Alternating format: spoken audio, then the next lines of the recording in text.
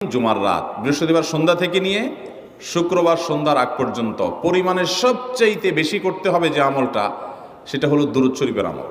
নবী করিম সাল্লাল্লাহু আলাইহি ওয়াসাল্লাম বলেছেন, আকসিরু আলাইয়া মিনাস সালাতি মিন ইয়াউমিল জুমআতি ওয়া লাইলাতিল জুমআহ, তোমরা জুমার দিন এবং জুমার রাতে আমার প্রতি বেশি বেশি দুরূদ পাঠ করবে, দুরূদ প্রেরণ করবে।